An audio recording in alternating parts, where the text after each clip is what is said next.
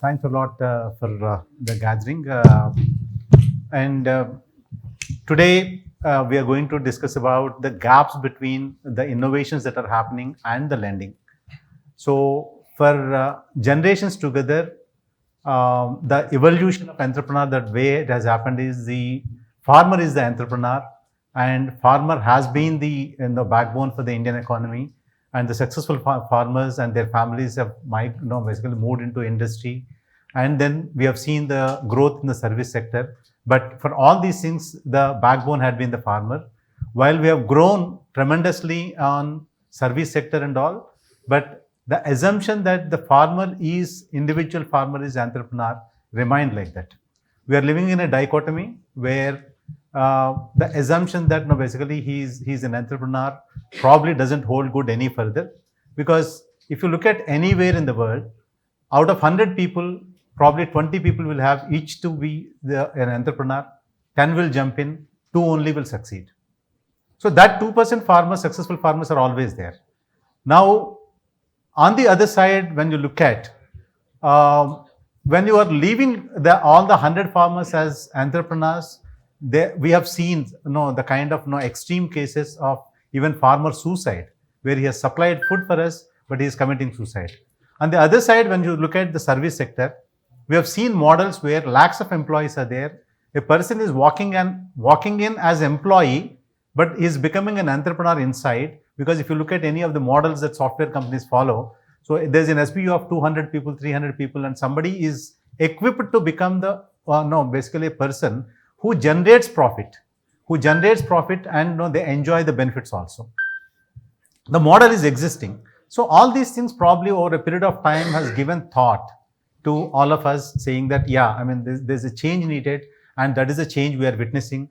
And we have a great panel in front of us who have proven the fact. Either there are two models that are generally evolving, that they are on the most successful entrepreneur and they are creating that 2% in a scalable way. The other one is tech-enabled this thing where thousands of people can be enabled. We have both sets of people here. I think it's a privilege for me to introduce each of them. Mr. Indukuri, he's running Sid's farm. He doesn't require any further introduction. And he has proven that basically the way the dairy scalability can happen, and the way it can happen, we are all seeing in the news. And we have Hemasundar, who is on the other side. He has built an IT platform where he is basically is successfully able to link both sides. And again, within this, the models are evolving. And we have Balaji, who is coming from the banking side, and he is now looking at the space where how it can it is made possible. And we have Nishant, who is again is a successful entrepreneur, and he is basically trying to grow. So both the models are existing, and I think with this panel we get the best of the input. With this, I want to get in to the panel discussion and get the insight from them. One common point which I realized is none of them are from this particular field. For that matter, basically, if you look at Mr. Indukuri's background, he is an IITian, worked in US and got into dairy. And Hemasundar is basically completely kind of a oil and exploration, and he got into basically fisheries. And Balaji, though he's into banking, but basically he got into the dairy specialization. And from the media side, Nishant has shifted to basically fisheries. So, which means that they had the complete learning curve. They've learned everything to make it successful. So I believe that their insights are very, very useful. So I'll start with basically a few questions with them. So first is I want to understand from them what they have seen, because operationally what they have seen, what technology basically help they have taken, and for connecting it to bank, what is the gap? I mean, if we can learn from them. So I'll start with basically Mr. Indukuri. Today he is doing a lot of work in terms of getting the loans for farmers, and the right kind of Mr. I want to understand from you, Kishore, as to what is the gap that you have seen that you wanted to get in, and then we can move on to the tech and this thing. What is the gap that made you get in? So, I mean, again, I'm Kishore. I run Sid's Farm. See, we work with close to 5,000 farmers. One of our specializations is quality milk. See, we feel India, thanks to all the large dairies of India, solved the problem of quantity of milk. Today, there is milk available in all parts of India, right? You have access to milk today. 70 years ago, that was not the case. So, definitely because of large dairy. But can we say our milk is best in the world? I think we still have a journey to make. When we started we started our journey as a single source farm. And then we realized that if you do few things well, we can get to that, we can make that bridge to be the best milk in the world, right? The first thing starts with a farmer, right? If you can do few things with a farmer, pay a fair price. Second, on top of that, let's work on the genetics, right? What is it that, plagues a farmer? If you have the right genetics of an animal, right, then you get better productivity from it. Second thing is, better nutrition, access to better nutrition helps for the effort that he's putting, he makes the right amount of money. Third is veterinary care. As a population of cattle that we have very few veterinary doctors. So how do you train paravets to provide that better care, right? So if you do these 3 or 4 things sequentially, and also on top of that, access to finance, right? Finance is super important, right? There are a lot of unproductive animals. Farmer is just rearing them, sending them outside, whatever little bit money, 1,000 rupees, 2,000 rupees. He's happy because he's not actually inputting anything. But the time, if you look at his time that he's putting versus what he's making, it's not worth it, right? So they'll give up. It's just a matter of time. So how do we solve this problem, right? How do we make that happen, right? A lot of rural youth that if you give them the right inputs, if you start the journey, you will earn 10,000 rupees in your own village. Transition them to making 25,000, then 50,000. None of the rural youth will travel to the cities and look for employment there. But how do you make this bridge in a very focused way? That is what we've, started to realize, and that is what we are working on. We also have a selfish motive, right? What is that? We promise our customers great milk. And unless you train your farmer, you enable the farmer to do this in a very, very methodical way. If you look at somatic cell count of milk, MBRTs of milk in India, even though we are largest producer of milk, our MBRTs are probably the lowest. How do we get there? How do we make that journey? Right? There's a lot of effort that needs to put. Work with them, train them. Right? How do we make financial, money available? Right? Identify right kind of farmers. Look at their milk pouring history and give them very focused loans. Right? I think that is part of the effort that we are trying to put. And great, Kishore. I think right genetics, better nutrition, and timely care. I think basically the fundamental fact and making it realize that the farmer gets the money. I think that's a beautiful the identification of that you have done. And I think Hemasundar, we want to listen similar things from you onto the operations. Basically operations where you are empowering them. Yeah, what are your learnings out of that? Right. Thanks. And I'm Hemasundar. I'm co-founder and CEO at AquaExchange. So I think we are solving some fundamental challenges the shrimp industry primarily has been facing for a long time. So one of the things is high working capital and very high risk output basically, right? So because most of you would have heard generally shrimp farming is considered like a gambling or a very high risk venture in general. That's because there are so many uncontrollable things which exist on the farm operations with respect to the water quality, with respect to the way the animal or shrimp is growing underwater. And there is complete lack of visibility either for the farmer or the banker to be able to support the farmer. And then there is no crop history in general. So when we incorporated the company about 5 years back, we named the company AquaExchange because we wanted this to be a platform wherein we can bring in finance, insurance, and market linkages all at one place, basically. So, and then when we started working with farmers, we realized that there are some fundamental challenges which we cannot solve just by going and working with the farmers or just getting some data from them. We wanted to create a data layer at the farm level. And to be able to do that, we started designing, developing, and manufacturing a bunch of IoT products ourselves.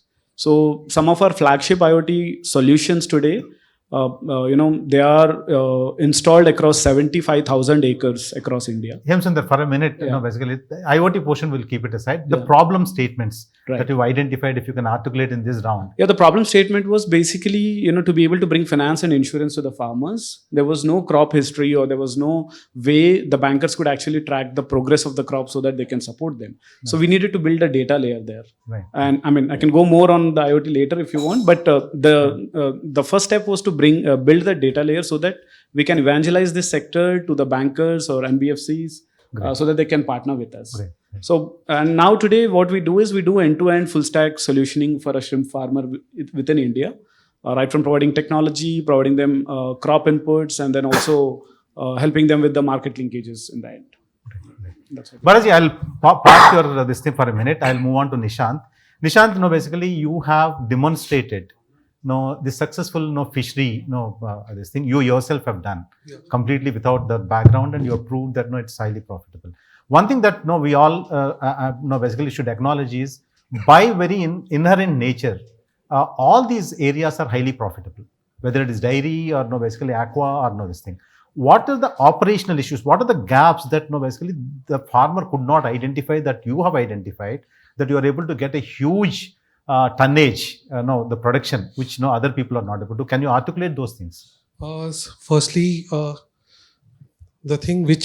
the challenges which a farmer face is disease management of the fishes, like for poultry, dairy thing, everything is on land, but for fisheries it is underwater. So to understand their behavioral thing, it is very important for us to know how our fish behaves, and it is only during the feeding time when we get to interact with the fishes, we can see the fishes.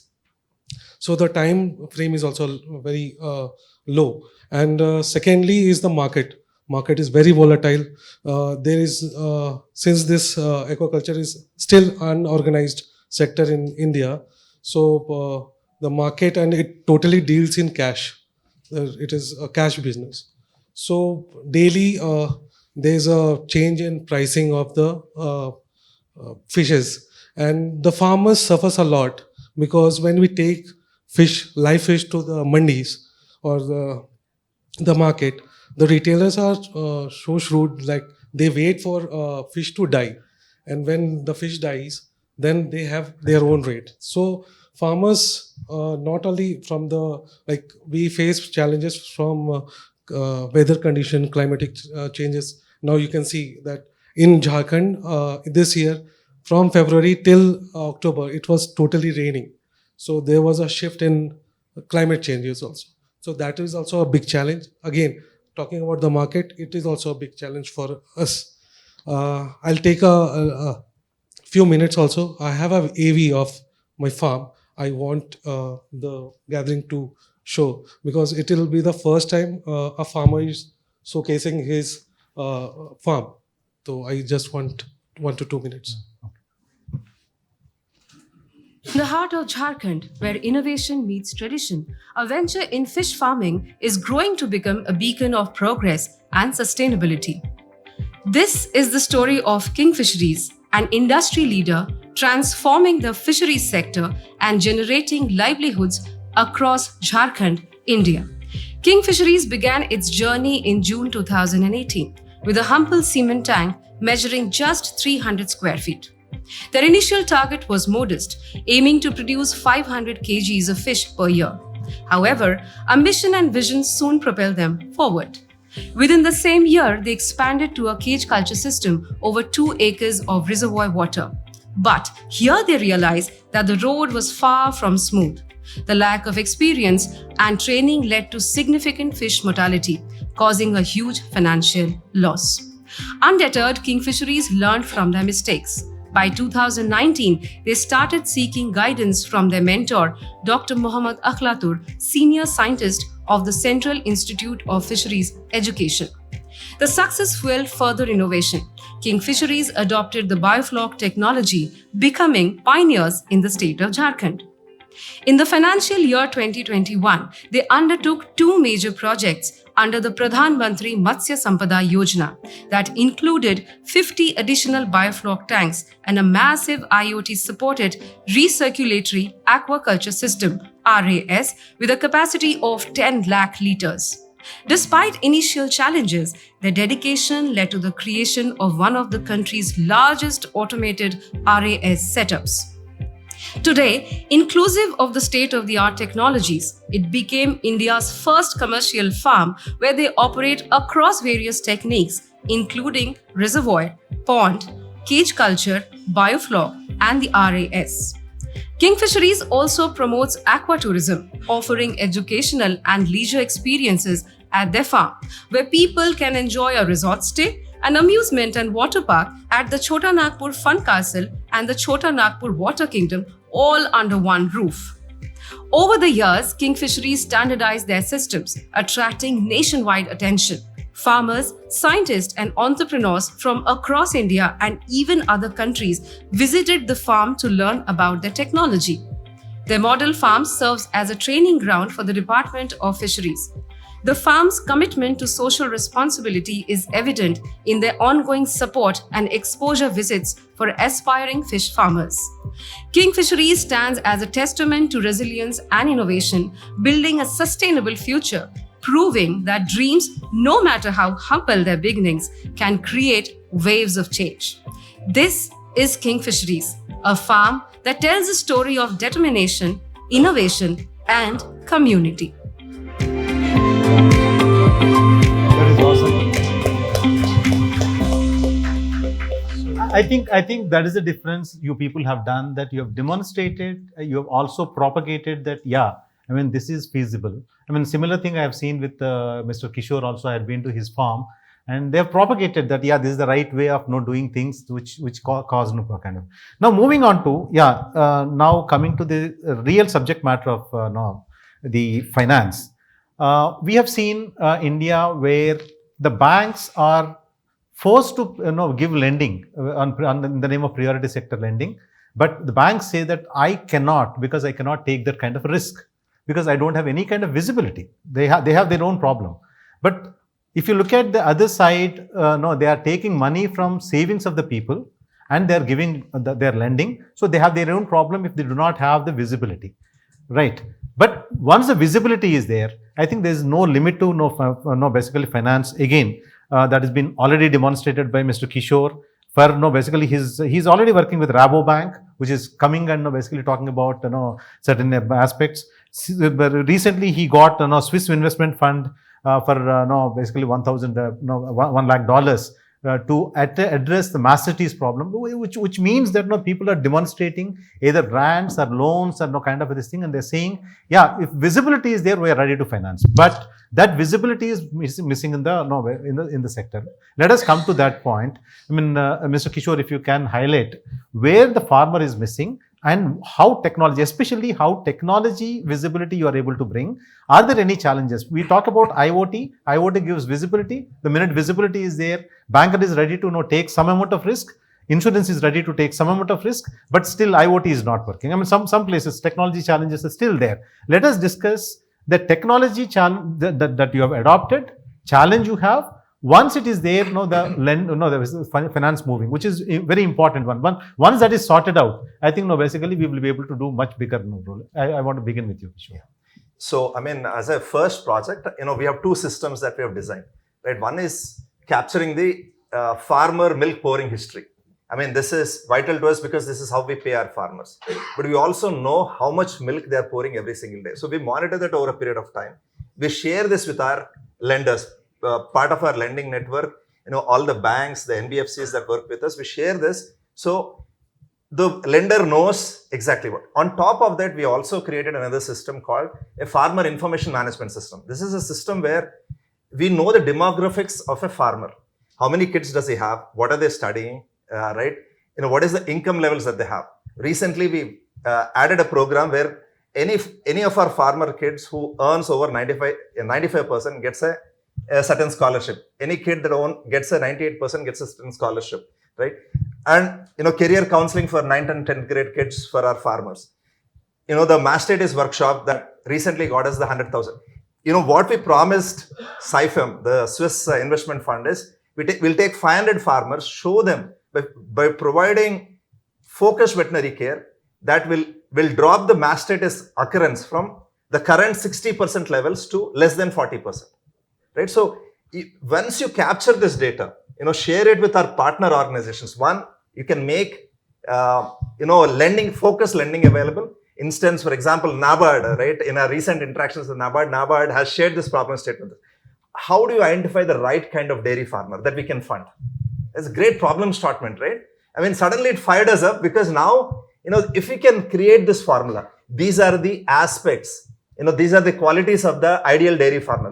No bank wants to lose money, right? They want this thing to happen, right? That, we can find the right kind of farmer, the program is successful.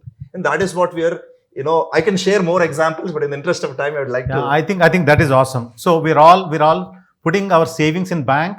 Bank is responsibly doing, and that responsibility is what you are bridging. I think that's a great contribution. I mean, again, Hemasundar, you have already demonstrated collateral-free loans, which have already gone in. What have you done to basically give that confidence? So basically, like I mentioned earlier, we had to build a network of IoT devices on farms, which could fetch us data about certain, the way the crop is progressing and any critical risk events that might occur on the farm, like, any shrimp farm needs 24/7 aeration and monitoring of dissolved oxygen levels, so on and so forth, so that the animal underwater does not die abruptly, right? So that is what is going to create loss for the banker also. So by bringing in visibility to these at a pond level, bankers started drawing comfort, basically. And we have, our main USP is actually something called farm risk score. So today what we have been able to do at scale is, we have taken different attributes, data from the IoT, and also direct technical interventions that we do with the farmers along with the previous crop history. We've been able to come up with a score which is actually determining if the farmer is fundable or not at a farming level. I mean, the banker would do their diligence with respect to bureau checks and all that stuff. But from the farming point of view, whether this farmer can give a good crop output or not, whether his intentions are in the right direction or not. So that kind of visibility we've been able to bring in. Great. And essentially, that's the reason why today we're working with NBFCs and also banks. And very recently, NABARD has picked us to also work with the AP Grameen Bank in starting giving loans to the shrimp farmers. Great. So that's been our story. Balaji, this is your subject. I mean, you've been doing a lot of work in this space, and the banker side, and in terms of basically how the finance can flow, because at the end of the day, business, the pressure is capital and working capital. Once you are easing, I think basically it will start showing. I mean, if you can share your experience, that would be really great. Sure. So just a quick intro. So I'm Balaji Lakshmanan. I'm the co-founder and CEO with the Dvara dairy. We are a dairy fintech. Fundamentally, there are only two ways that we can put money into the pockets of the farmers, right? One essentially is in terms of taking their output, right? And the market access. The second essentially is the financing.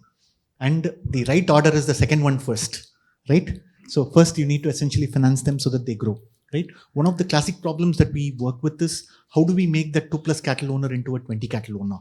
This is one of the key problems that we work. And the starting point, that is financing, right? Then comes everything else. Only if something is there, you can optimize, right? And for something to be there, it has to be financed, right? So again, the classic problem. So it is not a non-availability of the money, right? It is a secure way to finance, right? At the end of the day, every finance has to be repaid, right? Lending is a collections, system. It's not just a lending system in that sense, right? So especially with respect to, so we looked in detail in this particular problem, and we have built a couple of stacks for the dairy. For example, one of the classic problems for the lending institutions is the same set of cattle reused by multiple farmers to take the loans, right? So we have built a Aadhaar equivalent for cattle. Between the nostrils, there are patterns for the cattle, which is unique for each cattle. So, once a particular cattle is onboarded for the loan, the same cattle will not be refinanced. This is just like the deduping that we do for the loans. Similarly, the other thing is, so basically built a cattle KYC and a cattle scorecarding system, just like we have a KYC and a scorecard for the borrowers, right? So this helps in identifying the cattle and understanding what is the value of the cattle, how much milk it gives, what is the health of the cattle, right?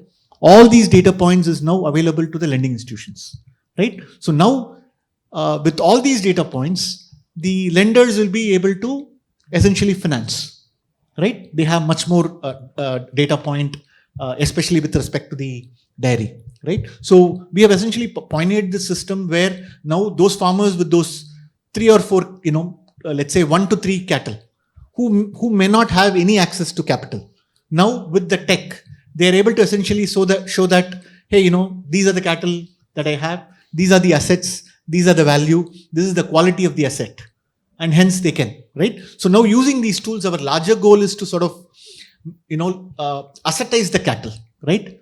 Because now we are able to uniquely identify, value it, qualify it. So this becomes an asset, and look at the dairy farmers as an MSME player. And the lending institutions already have a system for the MSMEs. So that is sort of the goal, and we have done close to about, loans worth about 90 crores now through our setup, more than 10,000 farmers who have been given access to credit, especially this 1 to 5 cattle. And now a couple of farmers have moved up to about 10 to 15 now, right? So this could be a good way where at the end of the day, lending institutions want to lend, only that they want it to be secure. Now all these technology systems will help in better visibility of the underlying assets. Great. I think basically the point that he should be MSME lender is a big change. Is a big change.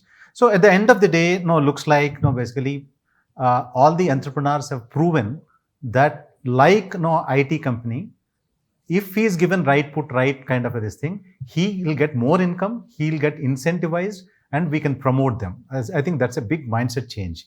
On the other side, banks are saying that I don't want your collateral, your house, your other gold, etc. I want data collateral. I think these two are a big mind shift change. I think and NABARD kind of an organization completely changing. Having worked in financial institution, large financial institution, I understand such a large institution changing its mind shift. Yesterday, it's a very inspiring talk with the chairman. I think that shift change and the kind of outward looking kind of this thing to help farmers is a huge change. I think the models, both platform model as well as the real model, which we have seen. We want to take questions I think from few people before we wind up.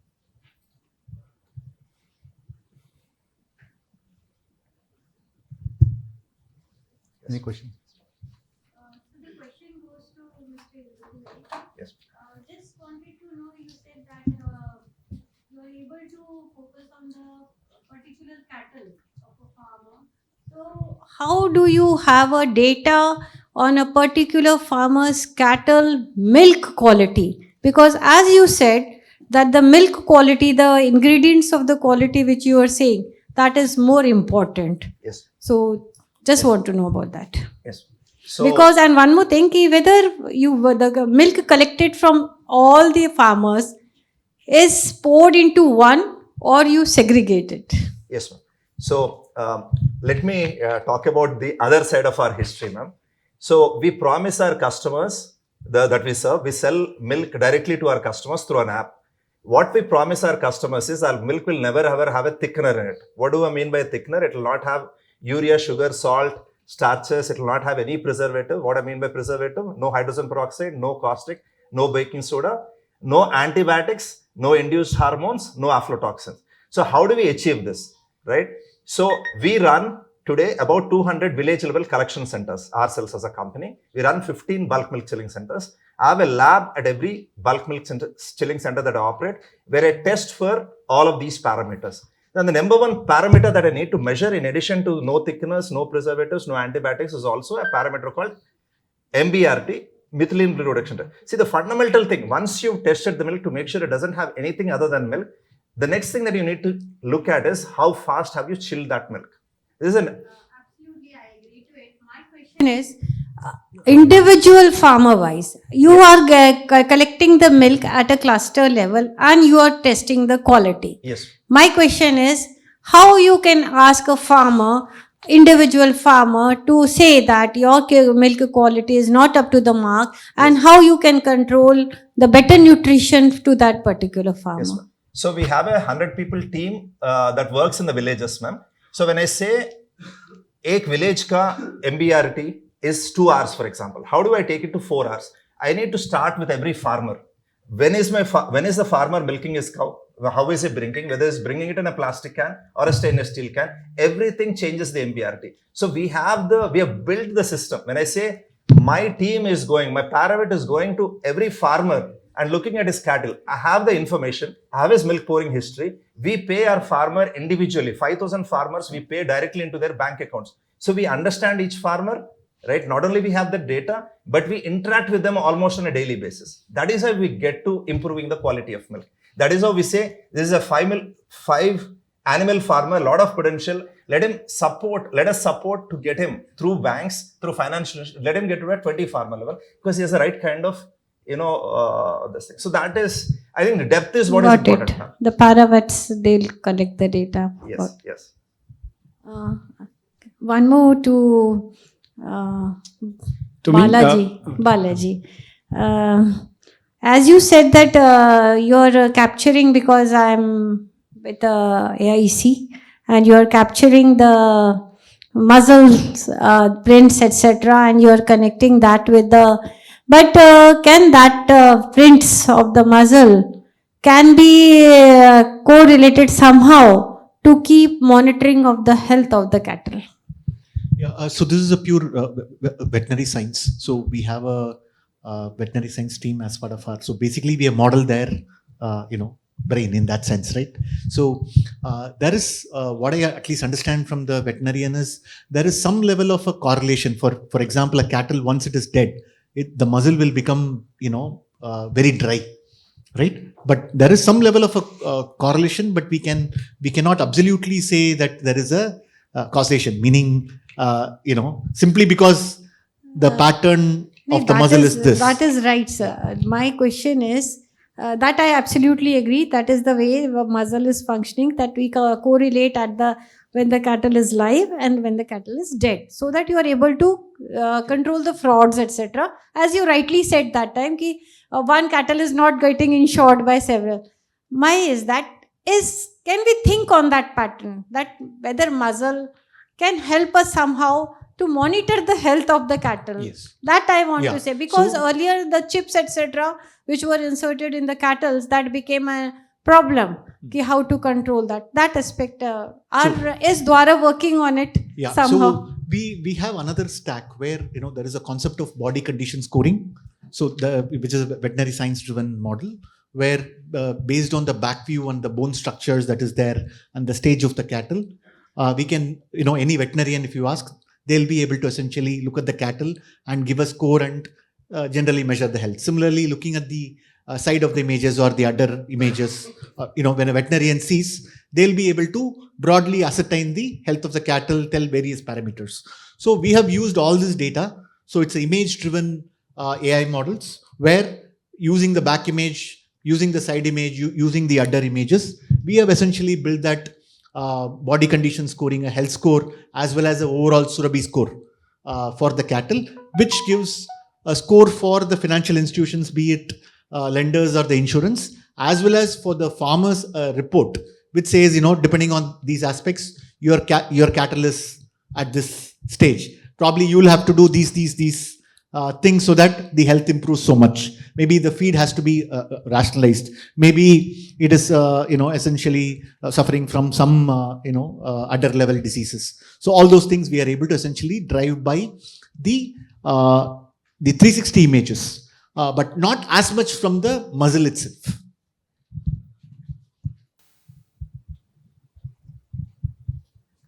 Any other questions?